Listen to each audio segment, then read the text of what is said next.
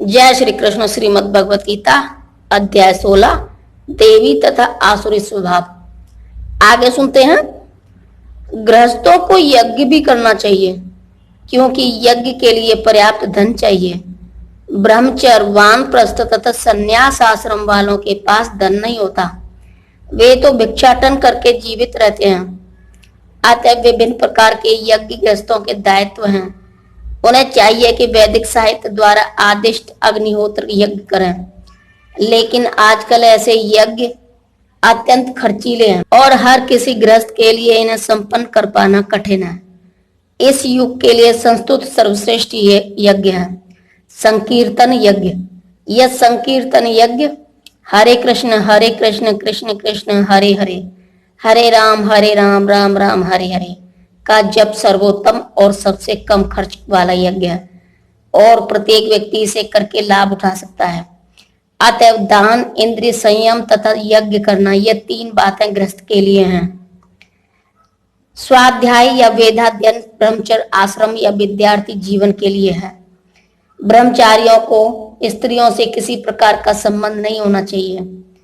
उन्हें ब्रह्मचर्य जीवन बिताना चाहिए और आध्यात्मिक ज्ञान के अनुशीलन हेतु अपना मन वेदों के अध्ययन में लगाना चाहिए। यही स्वाध्याय है।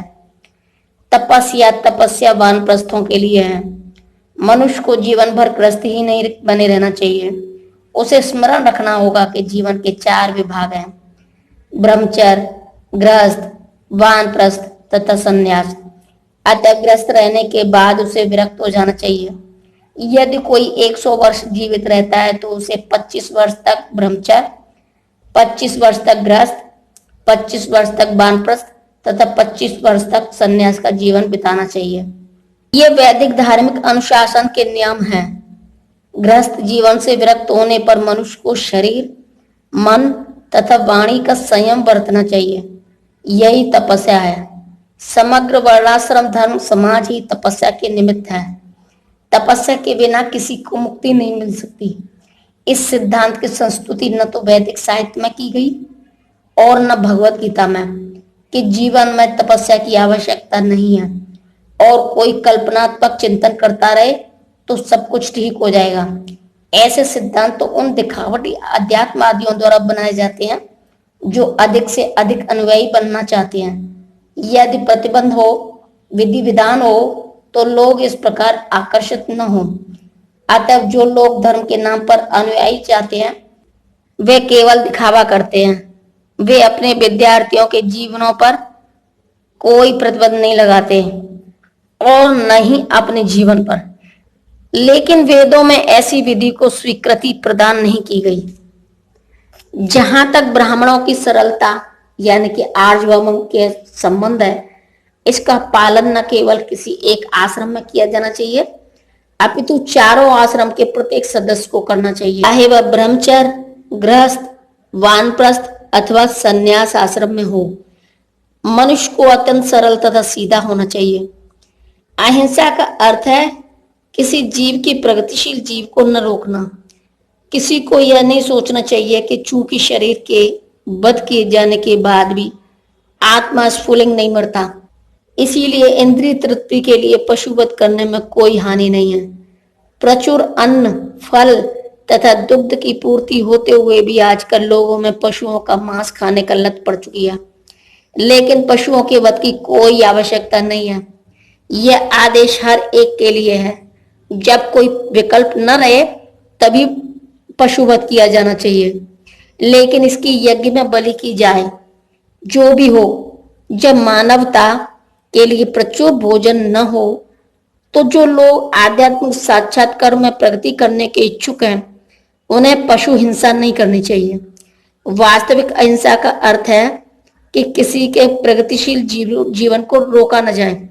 पशु भी अपने विकास काल में एक पशु योनि से दूसरी पशु योनि में देहांतरण करके प्रगति करते हैं। यदि किसी विशेष पशु का वध कर दिया जाए तो उसकी प्रगति रुक जाती है। यदि कोई पशु किसी शरीर में बहुत दिनों से या वर्षों से रह रहा हो और उसे असमय ही मार दिया जाए तो उसे पुनः उसी जीवन में वापस आकर शेष दिन पूरे करने के बाद ही दूसरी योनि में जाना पड़ता है। अतएव अपने स्वाद की तुष्टि के लिए किसी की प्रगति को नहीं रोकना चाहिए। यही अहिंसा है। सत्यम का अर्थ है कि मनुष्य को अपने स्वार्थ के लिए सत्य को तोड़ना मरोड़ना नहीं चाहिए। वैदिक साहित्य में कुछ अंश अत्यंत कठिन है, लेकिन उनका अर्थ किसी प्रामाणिक गुरु से जानना चाहिए। वेदों को समझने की यही विधि है। श्रुति का अर्थ है किसी अधिकारी से सुनना। मनुष्य को चाहिए कि अपने स्वार्थ के लिए कोई विवेचना न गढ़े। भगवत गीता की अनेक टीका हैं जिसमें मूल पाठ की गलत व्याख्या की गई है। शब्द का वास्तविक भावार्थ प्रस्तुत किया जाना चाहिए और इसे प्रामाणिक गुरु से ही सीखना चाहिए। आक्रोध का अर्थ है क्रोध को रोकना। यदि कोई क्षुब्ध बनावे तो भी सहिष्णु बने रहना चाहिए, क्योंकि एक बार क्रोध करने पर सारा शरीर दूषित हो जाता है।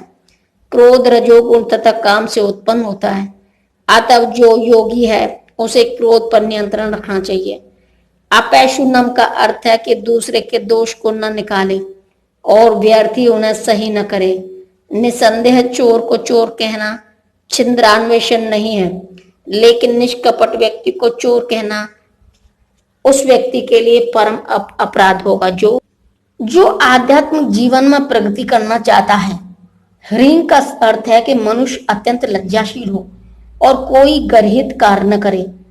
अचापलम का या संकल्प का अर्थ है कि मनुष्य किसी प्रयास से विचलित या उदास न हो।